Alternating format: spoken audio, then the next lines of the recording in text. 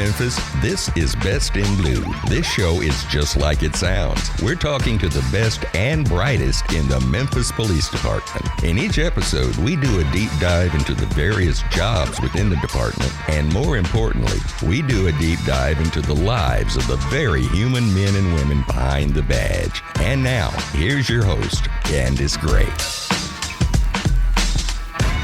Hello again, and welcome back to Best in Blue.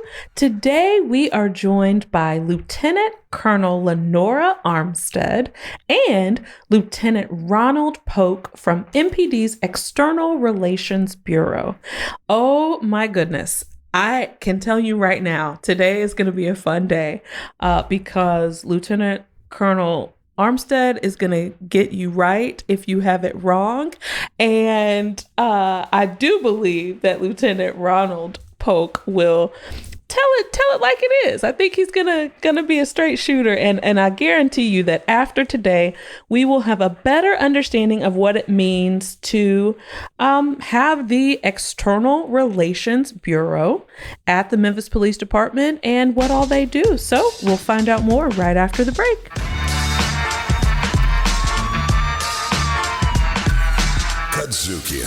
The company is based in Memphis, but it is international. A new building, an expanded team, new equipment, a new studio, all inside of 7 years. The resources that we were able to utilize with Kazukian and their team has been incredible. And our partners at Kazukian has been a large part of our success. One, it's Black owned. So we get to tell our own stories in our own way. With social media and the technology we have today, the world is listening. Kazukian. Check out all your Kazukian favorites now. Download the Kazukian app, available on Android and iOS. Kazukian! You are listening to Best in Blue, presented by the Memphis Police Department and empowered by Kazukian. All right, guys, let's start out by telling listeners what external relations means. Lieutenant Colonel Lenora Armstead, do you want to go first? Well, sure. So let me set the record straight about this today. So The External Relations Bureau is one of the newest concepts that our chief, C.J. Davis, had. Okay. She envisioned this, and this was implemented by her. We came into existence on June 21st of 2022, where we would utilize our retirees. Now you got to understand, our retirees, they had already did 25 plus years with the Memphis Police Department. Mm-hmm. They had retired and become active reserve officers, where we brought them back as part-time employees to serve as our community impact officers who engaged the community and worked alongside with the stations and the police officers, okay? So these community impact officers, they engaged, the public. Mm-hmm. They went to businesses, did assessments. They do assessments. They do pre and post assessment. They did the Connect Memphis. They helped develop strategies to help reduce crime. Okay. So they were like they're the buffer between the Memphis Police Department and the community. Okay. Because they had the education, they had the experience, and the job knowledge. So they knew what to look for, they knew what to talk about, and they knew what to expect in engaging the community. Got it. Okay. Let me ask you, Lieutenant Polk, how does this work differ from the community engagement folks? Because they're out in the community as well. So talk a little bit about that. Our community impact officers, and we refer to them as CIOs as an acronym, they are more accessible, and I think it'll be a good idea to say that part of what we do is more on a customer service basis. We try to serve as a mediation between, not mediation, but the word I'm looking for is liaison. Liaison. Okay. Liaison between the police department and the community.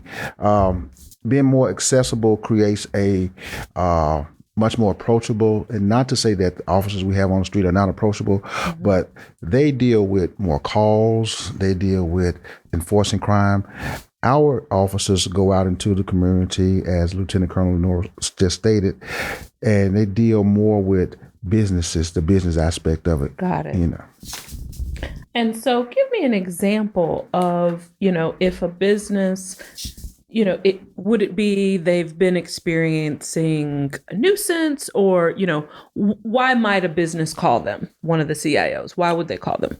Well, one of the things that we focus on is, if you heard in her introduction explaining our unit, she mentioned that we do surveys. We do security surveys and security assessments of businesses that have been a victim of burglaries. And we know we have a lot of that going on throughout the city. Oh, Lord, so help us. Yes, we do. So What's wrong with them? What's wrong with them? I better not answer it on the podcast. Right. Okay. We'll talk about that later. Off the air. Off the air, Yeah, right. Okay.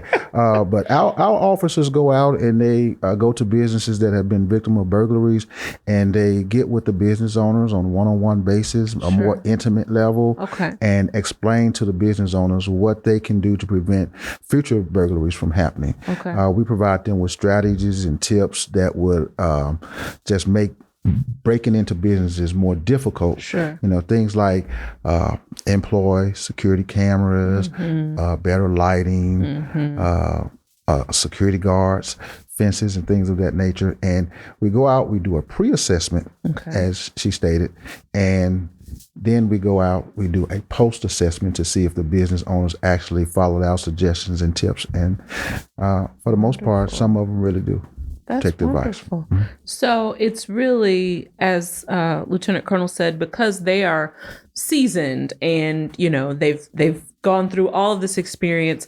Are you two seem seasoned as well? You guys have been with the department how long? 29. And for me, 25. 25 years. Yes, 29 years. 29 years for you. How did you guys get started? What brought you to the department? Well, with me, I was a college student at Memphis State University. I received my bachelor's in criminal justice. And then after that, I decided that I wanted to be a police officer. So it was all about public service. Okay. I mean, I loved working with children, with, senior citizens and things of that nature. So my calling was to be a police officer. Wonderful. And did you start, just kind of worked up through the ranks, or were you a beat cop at some point? Yes, I was a patrolman. We all start out as a recruit to a probationary officer, and then we become a patrolman.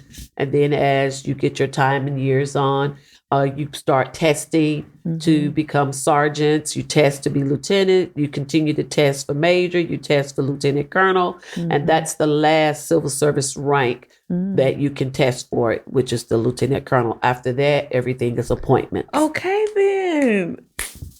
I'm snapping for Lieutenant Colonel Armstead here. So then the next would be an appointment. Yes, ma'am. To like an assistant chief and then chief. No, you would start with colonel first. Colonel, then deputy chief, then assistant chief, and then of course you have the chief. Oh, there's so many levels. Okay, this is good, but I'm learning. Now, Lieutenant Polk, you started down a different path. You came in a different way. Yes, my entry to the Memphis Police Department was completely different. Okay. Unlike Lieutenant Colonel, I had no desire to be a police officer. Oh, wow. Okay. I was in the military, and because of health issues, I didn't get to finish my military career. So I got out of the military after serving 9 years and moved back to the city of Memphis. And you were in the Army, right? I was in the Army. All right. Yeah. Wonderful. I was married at the time. I had a family. I needed a job. Sure. I applied for the police department, went through the interviewing process. So here I am 25 years later. Amazing. Amazing. And it's been good to you. Absolutely. I mean, you look good. Thank you. So you look like you've been on the force maybe, 5 years instead of 25. Let me give you some snaps. Awesome. Well, so that's cool. You can come in anyway, and it sounds like it's been a great career path for both of you. What made you decide to go into this area that you're currently in External Relations Bureau? Well, when Chief Davis formed the External Relations Bureau, she selected her team as to who does she want to be instrumental in developing this, because she had to understand we never had an external relations bureau before. Sure. So you had to build it from the ground up. Wow. We had to form everything about the external relations bureau. We had to implement all of the documentation for the bureau. We had to interview and select people. So Chief Davis selected our colonel. We're here on her behalf. Her name is Colonel Brenda Patterson, to be the commander of the External Relations Bureau, and then for me to be the assistant commander of the External Relations Bureau. And then we, of course, selected our team members, and we selected Pope as our administrative lieutenant. Okay. And the colonel must be amazing. Her name is Brenda. My mother's name was Brenda. So we got good vibes going there with that. I have one more question before we take a little break. What would you say are the biggest challenges that you guys face right now? The biggest challenges that we face in law enforcement or in either way, either one. I think the biggest challenge that we face in law enforcement is trust with the community, and that is a component that has to be there. Sure. We want the community to trust us, and we know that that trust is not there, and we want to be able to trust the community. Yeah. I think it is an equal responsibility of law enforcement as well as citizens to develop and foster a positive relationship between the two of each other, and that's missing. And part of what we do in this bureau creates trust. It gives us the opportunity to go out. Now, we do more than just go out to businesses. One of the things that we do that falls under community engagement is we do community forums. Wonderful. And all of our officers, the retirees that we've been mentioning during the interview, they are actually presenting to the public all of those things that we talk about: ways to keep your cars from being burglarized, auto theft prevention, business burglary prevention. And we go out into churches, we go out into the community centers, and we conduct these at least once a month. Okay. And when everybody comes out, and we give them tons of information. That's great. It's called Community Awareness Forums. Okay. In fact, our next one will be August 26th at Glenview Community Center at 1411 South Barksdale. Okay. In the Crump Station area. And that will be from 11 to 12:30. 11 a.m. to 12:30 p.m. Awesome. And everyone is welcome. Awesome. Well, I'm so excited to hear about that. I want to get into more of that when we get back. But before we take a quick break, I have a question that you can answer when we come back. I want to know, and I'm sure people listening want to know, what does success look like for the External Relations Bureau? There's a lot of work being done, a lot of community engagement happening. What does success look like? What do you guys want the desired end state to be? And we'll answer that as soon as we come back. You are listening to Best in Blue, presented by the Memphis Police Department and empowered by Kadzukian. We'll take a quick break and we'll be right back with Lieutenant Colonel Armstead and Lieutenant Polk. Stay tuned.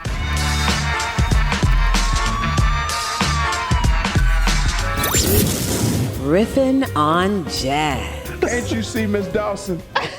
I mean, with that name, Mary Cardwell Dawson. You can see that. I can see that.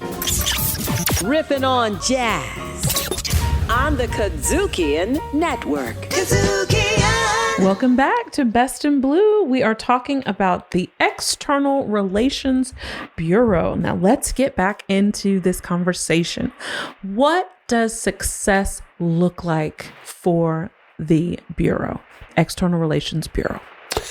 Well, on that note, let me tell you what I believe success is going to look like for the External Relations Bureau. Okay. Number one, we definitely want to increase our quality of service and give customer satisfaction.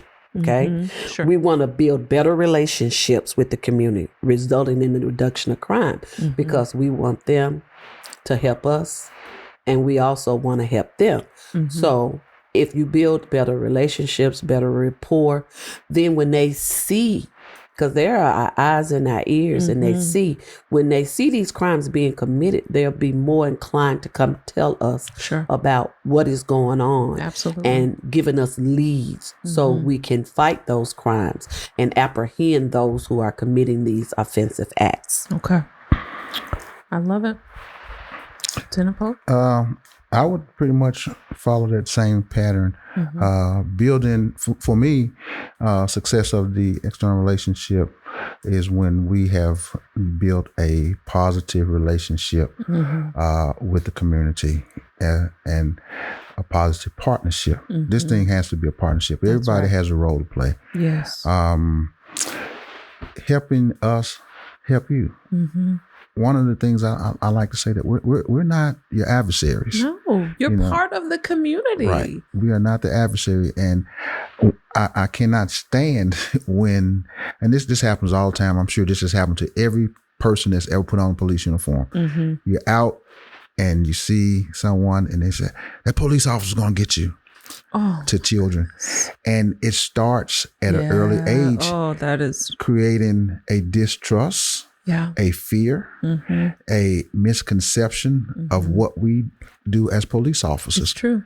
So until we foster a positive, collaborative relationship, yes. Yeah. I have a 4-year-old, and there is a book that we read from time to time called Good Night, Memphis.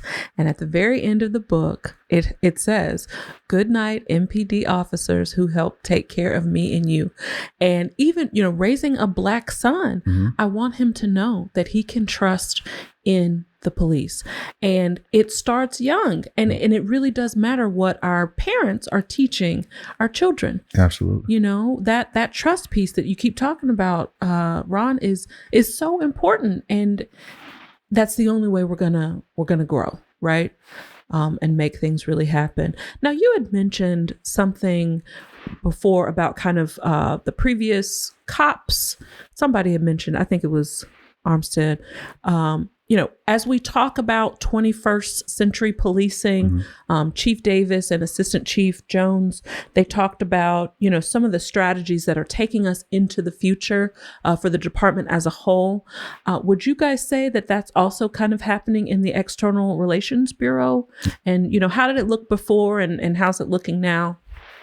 Yes, because external relations never existed. Yes, we had our crime prevention / community outreach programs, which was stood for COPS. And once she arrived, she renamed that to community engagement, and then she implemented the External Relations Bureau. Wonderful. So on the community engagement side, you have a group of officers, which are full-time commission officers who partake, and they deal with the internal piece of all of our relationship building, all of our programs and things like that, like Thanksgiving baskets. They put on the Citizens Police Academy. They do the Clergy Police Academy. They do things of that nature. They do the backpack drives and all of those internal things. Sure. But then when you look at the external relations piece, we're dealing with retired police officers that we have brought back as part-time employees who are going out and partnering with the community,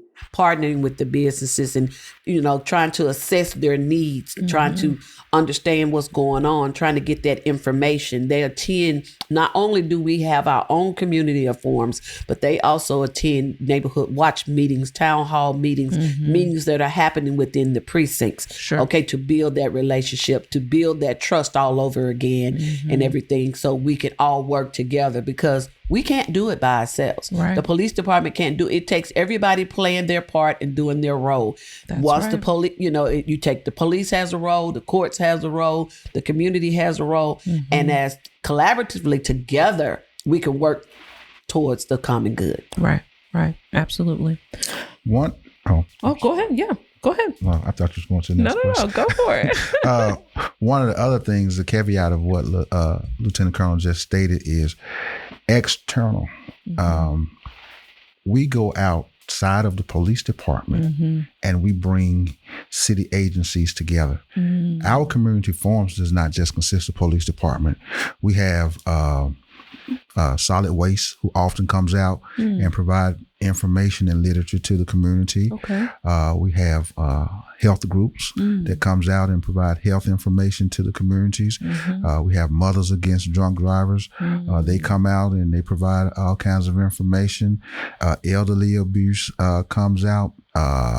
Missing person comes out. And there's so many different people that comes out. And what's the beauty in that is a lot of the people that we talk to do not have the resources to go out to all of these different agencies. So we bring everybody to the table in one location, and whatever questions that need answered, whatever information, appointments, the fire department comes out, Red Cross comes out, and they provide smoke detectors, and they actually go out and install. And these are things, these external from the police department, but we are you one guys cooperative are pulling team. it together. Yes. Yeah. That's amazing. That's amazing. What would you say? So I know that the retired officers are the ones who are kind of really the boots on the ground for external relations, but how many people, are kind of in your office that really kind of run the program? So we do more than just have the community impact officers in our office. So since we're external, we oversee the courts, the municipal courts. We got traffic courts 1, 2, and 3. Then they fall under external relations. Our regional 1 police holding centers on all our AB, Alpha, Bravo, and Charlie shifts. They are also under the hospice of the External Relations Bureau. And then another, we are kind of like the overseers of 2 programs that help with the community, like our group GVIP program, which is called Group Violence Intervention Program. We kind of the overseers over that. That is a grant-funded program that is funded through a grant, and the program is actually ran by civilians with the assistance of our office. And we have like some officers who are assigned to that GVIP program to assist them when they do, custom notifications. They reach out to people who are in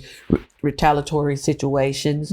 They reach out to them, and we do reviews on that and try to provide them with services and, ways of, before you get a part deep into the system, we want to try to find some avenues to get you out of that predicament or that life. And so you turn your life around before you actually become a part of the system.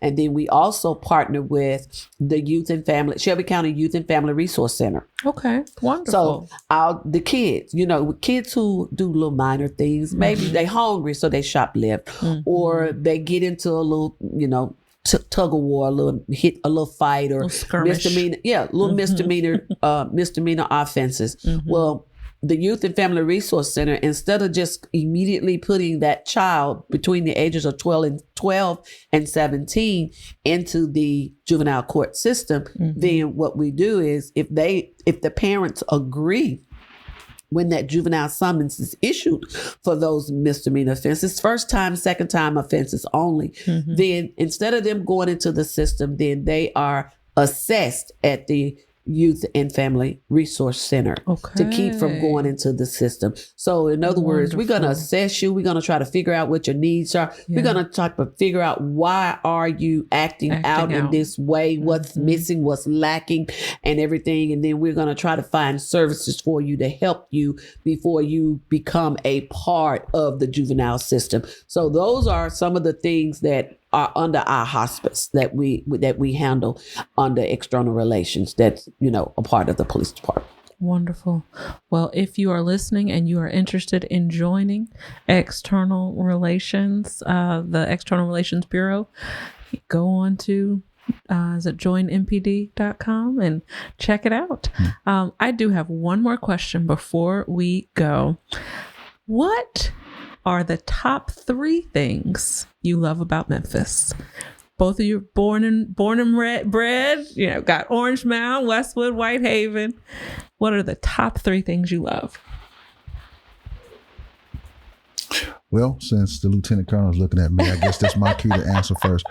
I am a music lover, and you cannot be from the city of Memphis and not love the iconic people that have had such successful careers in the music. Absolutely. So I love that Memphis is the birthplace of the blues. Yeah. I love the barbecue. Okay. That we have here in the city of Memphis. And I love the Southern hospitality. Yes. You know, I've been in the military. I got to travel abroad. Mm-hmm. And there's an old cliche that says there's no place like home. You know, Memphis, I believe, is still a great city. Yes. There's great people here. Absolutely. We have some obstacles that we must overcome, but so does every city. That's right. You know, so That's right. this is home for me, and I love the city of Memphis. Wonderful. Armstead? This is home. My family is here. I love my city. This is where I was born and raised. I love the blues. I love music. Okay. To ditto what Lieutenant Polk said, we love barbecue. We love the Southern hospitality. Yeah. And that's why we're here. I had a choice to move and relocate and go to another city, but I chose to be close to my family, and this is my home. Wonderful. Well, thank you guys so much for joining us today and educating us on all of the wonderful things the External Relations Bureau does for not only the Memphis Police Department, but for our city and the citizens of Memphis. Thank you for listening to Best in Blue. As always, we appreciate you tuning in to learn more about our police department and the men and women behind the badge. Be sure to like us and follow us across all of our social media platforms and listen to the show wherever you stream your podcasts. We're at Best in Blue MPD on Instagram and Best in Blue on Facebook. Thanks again, and we'll see you next time. This is Memphis Police Chief CJ Davis encouraging you to join our Best in Blue. Our requirements are achievable, our standards are the highest, and our officers are the finest. Check out opportunities to join our police department at joinmpd.com.